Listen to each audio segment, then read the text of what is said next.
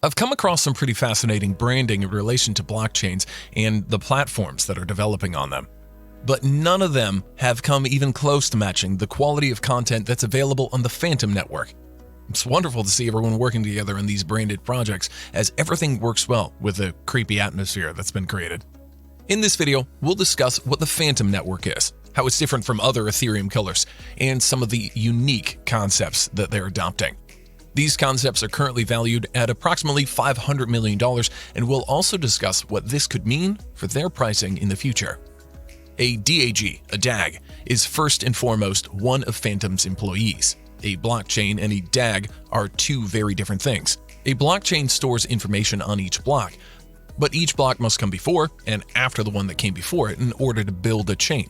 A distributed ledger architecture, or DAG, is a network of computers that communicate with one another about the transactions they carry out with other nearby computers. By going back and forth between each other, they come to an understanding of what the ledger is and what data should be added to it over time. Think of it as a story that's making the rounds.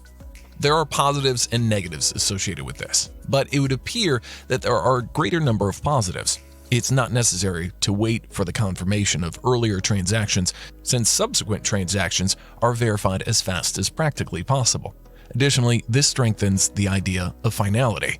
Their procedure for reaching consensus comes after that. The Fantom platform makes use of a specific proof-of-stake paradigm called Lachesis. There are only approximately 50 validators for Lachesis, and in order to become one, you need to stake at least 1 million Fantom coins, which is a significant amount of money at the moment. The Fantom network does not care if there does not appear to be full decentralization, despite the fact that this appears to be the case. When utilizing a DAG and its Lachesis design, it's important to keep in mind that in order to attack the network and conduct fraudulent transactions, you only need to control about 1/3 of the nodes, which is a far lower threshold than that of other cryptocurrency networks. But you do not need to be a validator in order to be eligible for rewards. Due to the high cost of establishing validators, you have the option of delegating your Fantom coins to another validator in whom you have complete faith, and using those coins to take part in DAG. To get started, you only need one Fantom coin, and you'll be able to start collecting delegated staking rewards right away. You are required, however, to select a lockup time between 1 day and 1 year. Your options are as follows. The longer you keep your tokens in play, the higher the potential return on those tokens will be. The Decentralized Autonomous Group, DAG, and the Lachesis staking mechanism are responsible for the network's impressively high transaction throughput, which may reach up to 4,500 per second transactions. Transactions at their most fundamental level and digital contracts are two examples. What matters now is that the transactions are completed. Finality is a technical term for when something has been proven. For example, it may take up to an hour on Bitcoin, up to 10 minutes on Ethereum, and 1 to 2 seconds on the Fantom network. On the Fantom network, transaction costs are likewise relatively cheap. Each transaction now costs less than a cent. One thing I liked about this network is that you can lock up your Fantom coins in Mint FUSD, which is a stablecoin backed by 5-to-1 by Fantom coins. Stablecoins should be well supported and sustain their value amid volatile markets. The compatibility of the EVM is the next thing to be looked at. Fantom is Ethereum Virtual Machine compatible, and the acronym EVM stands for Ethereum Virtual Machine. If you're developing anything on the Ethereum network, you can basically copy and paste it into the Fantom network, and it should work after a few tweaks have been made to it. This is fantastic news for well-decentralized applications, dApps like Cream, which is a fork of the well-known Compound dApp, Curve Finance, Sushi, and Swap. As a direct consequence of this, the Fantom network provides an advantageous incentive system. Those app developers on their network who are able to create new and useful applications would be rewarded with around 370 million tokens, each of which is now worth approximately 500,000 USD. This is a really significant development for Fantom. As a direct consequence of this, the Matic and Avalanche incentive programs gave out a significant quantity of free tokens as a kind of marketing, bringing in new members to the network so that they can start earning money. On the other hand, Fantom is geared towards more rewarding its contributors than its users. This is really important because when you give people money, these individuals will follow the money wherever it's flowing.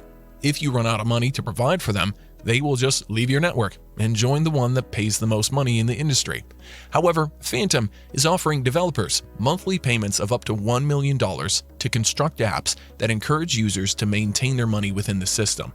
Simply said, if you want to become a millionaire as a developer, you need to think of the ideas that motivate people to save their money on the Phantom network. The fact that clients' return could be lower than those on other networks is a drawback, but it'll be intriguing to watch how this $500 million incentive plan is implemented in the future. Because everything is EVM compatible, whatever's made may be used on a variety of different networks, regardless of where it's made. Following that, I'd like to talk about how they brand themselves. As a result of this fact, it should go on without saying that Phantom branding is fantastic in all of the places I looked at. It's almost as if they had their own in-house marketing team. Even decentralized applications, dApps, such as Scream Finance, which is pretty much all over the board, and SpookySwap, which is a decentralized exchange, are instances. Other examples include Ripit, which is a unique loan and borrowing protocol that is similar to tarot cards.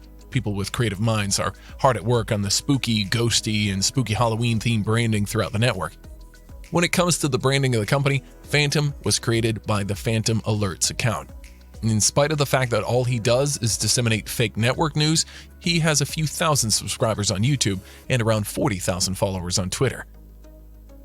The next topic I want to talk about is governance. Phantom is a one-of-a-kind when it comes to its system of governance. On most other blockchains, there will be a voting system where you can use your currencies to suggest new ideas, and other people may vote yes or no based on the number of tokens staked in the vote. You can use your currency to offer new ideas by going onto the website of the blockchain. A majority vote is ultimately necessary to put the final solution into effect. Phantom gives you the option to rate the degree to which you support the new idea on a scale from 1 to 4, rather than giving you a simple yes or no answer. You might reply with a kind of yes rather than a yes, in which the case would need to garner at least 66% of the vote before it could be authorized to be put into action. I'd never seen anything quite like this before, so I found it rather intriguing. To finish things off, there's tokenomics. In December of 2020, the value of Phantom Coin was somewhere about a penny, but as of now, which is almost a year later, its value has increased to $1.50. That's the first thing that you have to comprehend completely. Second, although Phantom was developed to have an inflationary effect, there's a cap on the total amount that may ever be produced. There are probably around 2.6 billion coins in circulation right now, and the remaining 500 million coins are being held in the staking smart contract so that they can be given out as staking incentives.